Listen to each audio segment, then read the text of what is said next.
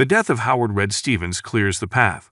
Ted Hamilton reacts quietly, as if he had anticipated this moment. He directs his assistant, Miss Hastings, to contact Red's family and business associates. She consoles him on his loss, implying they were quite close. At the burial, two of Red's sons are irritated that it is raining, and they appear to be there out of duty rather than grief. A small girl emerges, filled with hope, holding a pink umbrella. She feels rains on her face. Her mother reprimands her tenderly because she does not want her to get sick. An automobile approaches, accompanied by loud music. Jason steps out and believes he looks great with his sunglasses and cigarette.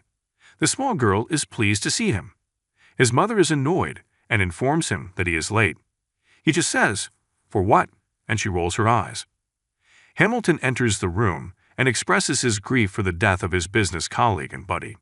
He is interrupted by Red's oldest son, who eagerly awaits him to read the will.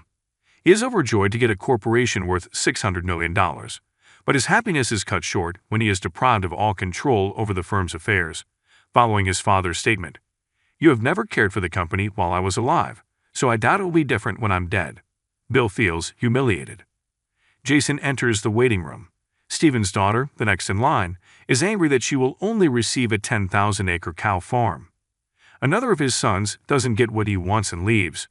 Red's sister-in-law is pleased with herself and obtains the mansion she now lives in, as well as a managed trust for her lifelong costs. Unfortunately for her, Hamilton will maintain control of the house.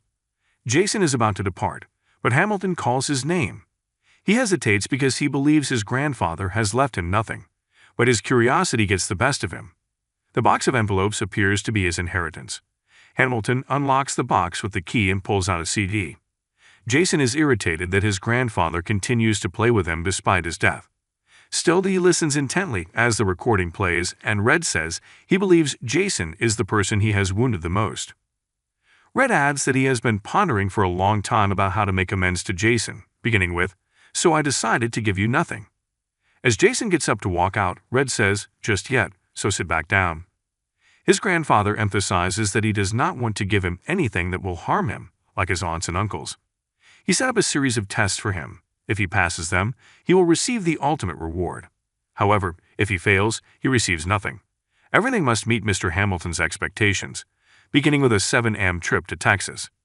Confused and annoyed, he asks, what could he possibly give me that he hasn't already taken away? He slammed the door on his way out. At home, his lover inquires about his day. Jason remembers having to fly to Texas to participate in his grandfather's little power trip, without knowing why. He explains that he won't be attending. She wonders if he isn't curious, and Jason responds that he damaged his life, and the best vengeance is to ignore him. She argues against it, stating that having additional money is always beneficial, and that he should make the most of it. Look at this bad boy. Arriving at the airport on his motorcycle and being escorted by police, he recklessly leaves the motorcycle unattended. Miss Hastings delivers him his ticket, and he gets on the plane. As entitled as he is, he ignores the ticket and takes a seat in first class. "Do you know who I am?"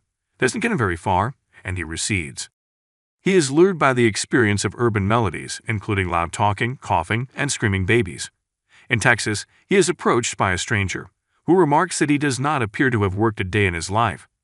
He nonchalantly puts his backpack aside before introducing himself as Gus. As they drive, Gus describes Red as a remarkable man who simply liked hard labor. Jason is astonished to learn that they have been driving on his land for the past half hour.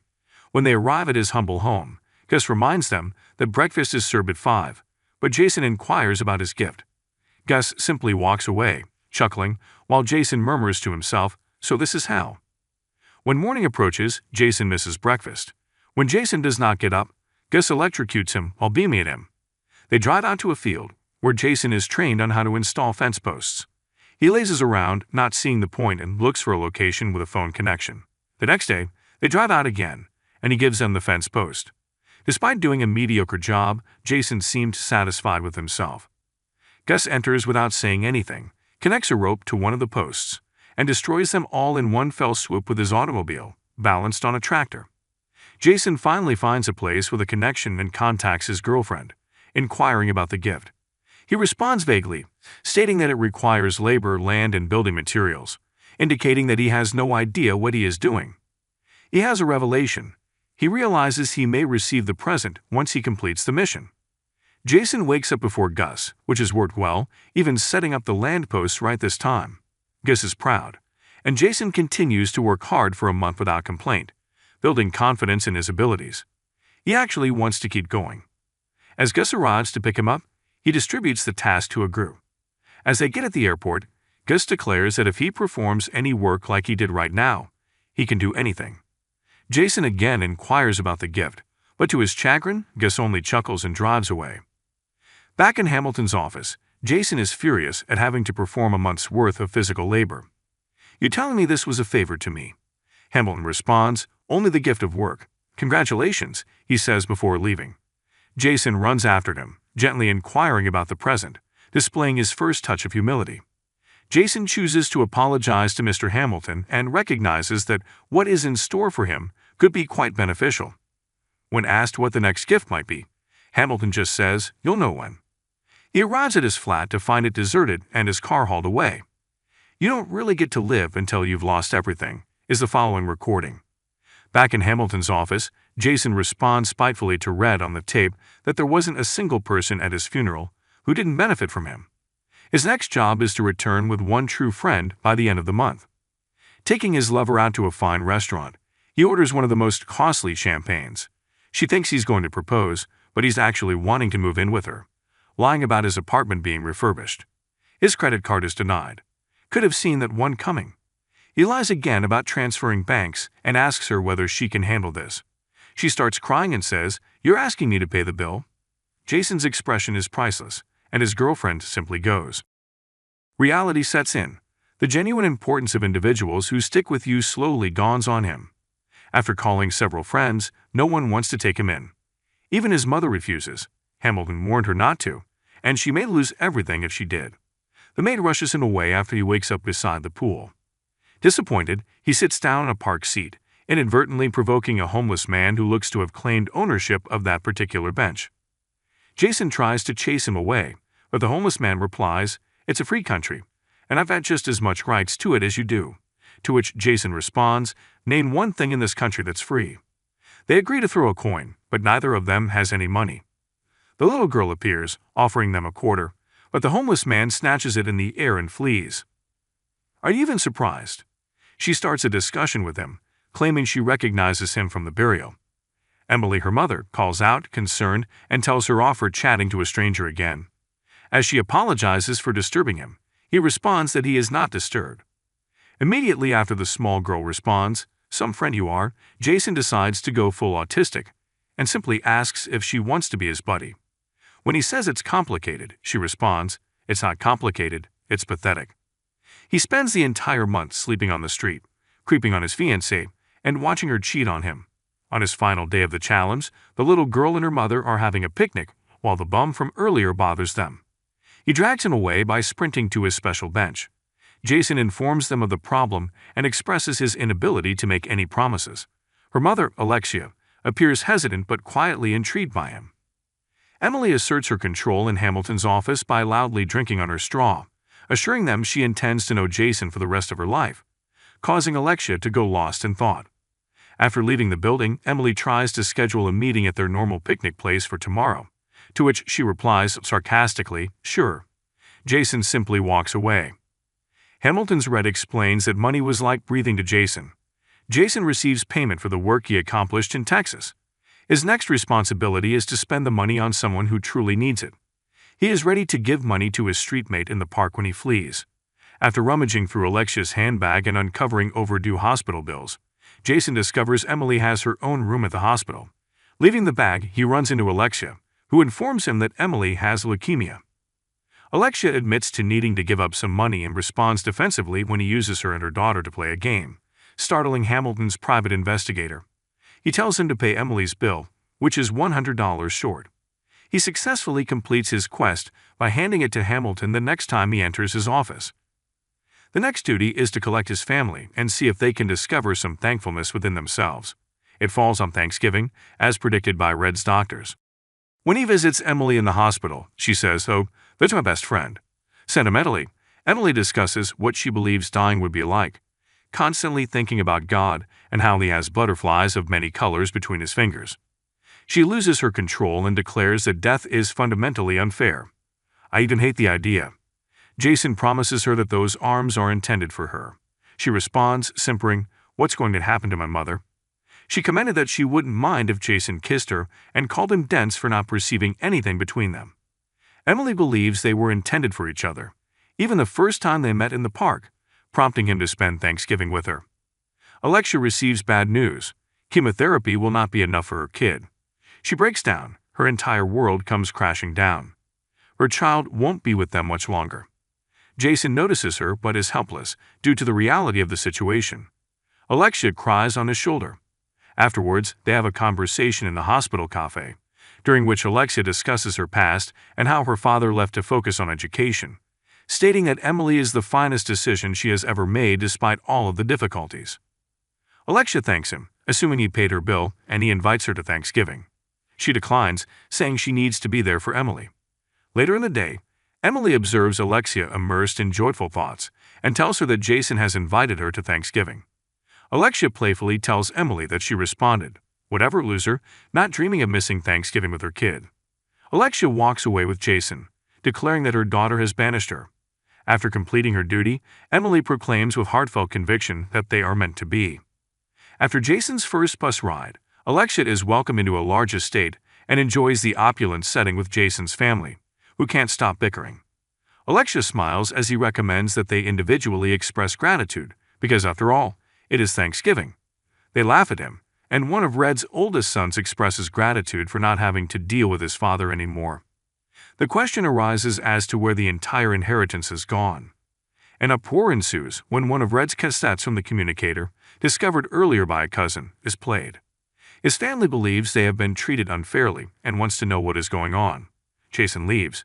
He understands how disconnected and greedy everyone has gotten over his lifetime. Alexia says he has already walked away. Jason appears unconcerned by this, and Alexia is discouraged. She leaves, promising to repay him the money for the hospital bill as soon as possible. Looking at an old photo of Hamilton's wife, he tells Jason about how she died young, which ignites a flame. "Cherish her, become the man she deserves," Hamilton advises. Red discusses how things will grow rougher before they get easier. Jason faces an unexpected challenge. He must leave the nation. Emily is unhappy since he messed up with her mother and says he best return for Christmas. He flies to South America to visit a public library created by his grandfather, where his father worked right before his death, a place where people share and reuse books. The librarian displays one of his grandfather's letters, claiming that he proudly showed it to everyone at the time. The letter explains that as a child, Jason wanted nothing more than to spend time with Red and his father. Jason always believed that his grandfather had taken his father away from him. After working hard for a time, a man enters and claims to have been present the night his father died. He denies Jason's plea to accompany him to the crash site, since he does not want to risk his life. They host a celebration in honor of Red, the library's founder. Jason realizes how important this library is to others and feels a connection to his father, which alleviates part of his animosity. The next morning, Jason sets out to check his father's crash site, only to discover that the man hid in the back of the Jeep, expecting him to leave. He promised his grandfather he'd assist Jason discover the truth. Jason was fed a story about his father dying while attempting to save a village, when in reality he died of boredom and a desire for excitement through his impulsiveness. Red attempted to shield Jason from that. Suddenly, a group of men emerges and surrounds them. They claim to be keeping the Americans for ransom and plan to kill them if no one responds within a few weeks. As they burn the books and laugh, Jason loses faith in these people. But really, who burns books? Time passes and Jason learns a little Spanish. They are carried out of their cage, terrified, knowing of their doom. The guys fire their rifles in the air, exclaiming Merry Christmas, and announcing that they will die tomorrow. Maxing out on luck, someone sloppily closes the door on Jason. He sneaks out and releases his friend. They flee for their life and manage to survive. At the airport, Alexia embraces him. She and Emily had been quite concerned throughout this time. When he promises her that they'll spend Christmas together next year, Alexia responds that there will be no future year. Jason is confronted with the terrible reality of what mourning over life and death entails. What good is money if you can't safeguard those you care about from harm? As Jason rummages through old letters, He is confronted with his grandfather's grief, how a parent should not have to witness his child's death while crying, and how he has always regretted himself for forcing Jason's father to work for him. Finally, these tests appear to be a lesson in humanity and empathy. Jason pays Emily a visit in the hospital, where she appears quite pale. She says, "Welcome back, stranger," and roasts his gift from the airport shop. She's weak and depressed, disappointed that he didn't return for Christmas. He kisses her on the cheek and admits that he too missed her. Emily expresses her desire to spend Christmas riding a horse. Just as he is going to say he needs some time, she interrupts him in a low voice. She says he's currently calling Mr. Hamilton to request a private jet.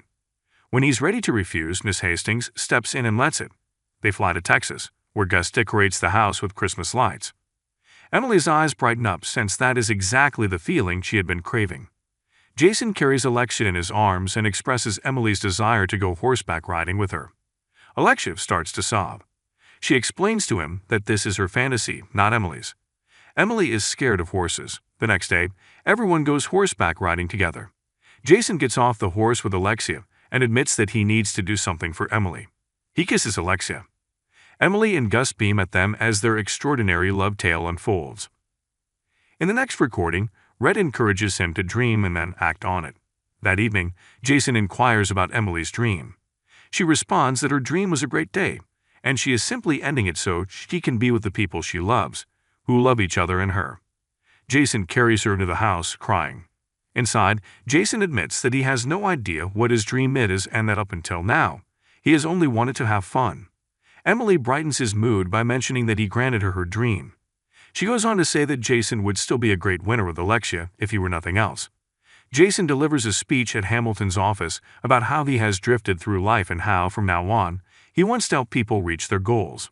Jason is granted $100 million at Red Stevens' request to spend how he sees fit for the time being. When he is perplexed, since he is not feeling what he expected, Miss Hamilton explains that it is because you are now a different guy. Since then, Jason has worked tirelessly to make his vision a reality. Jason introduces his concept for a residence where families can live together while receiving medical care, which requires an initial investment of $350 million. He offers the first $100 million of his own.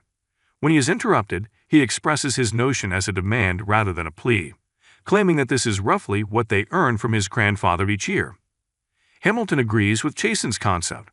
Alexia abruptly exits the meeting room after receiving a phone call. Jason follows her and overhears her sobbing in Emily's room. She's gone. He turns to Alexia, struggling to restore his control. Emily's only explanation is that she wanted Alexia to attend Jason's meeting, since it was essential to her. They both burst into tears in their anguish. In Emily's memory, the church where she used to attend opened her home. They founded the health clinic alongside the mayor. The private investigator records Jason's unlawful acts in order to get the remaining $100 million for Emily's medical cost. This renders him ineligible to pass the remaining tests. Jason cannot help but smile at this. Jason gave up all of his money after recording the case. His grandfather shows his pride in Jason for going above and beyond the scope of the examinations. He claims that his spirit will carry on via him. As the recording concludes, Jason instantly says, "I love you too." Mr. Hamilton begins reading a document that transfers all of Red Stevens' assets to Jason, totaling $2 billion. Jason is astonished and can't believe what he is hearing. Mr. Hamilton reminisces about Red and announces his retirement. He tells Hastings to collaborate with Jason to alter the world, just as he did with Red. Jason has discovered so much forgiveness and humanity in himself by realizing the sufferings of those around him and being presented with situations that have caused him to seriously examine his ideals. At the same time, he gained a sense of control and intuition. Surprisingly, this is exactly what initiation rites were intended for throughout human history. Now he is ready to face the world alongside Alexia. The end. Thank you for watching. Subscribe to watch more videos like this.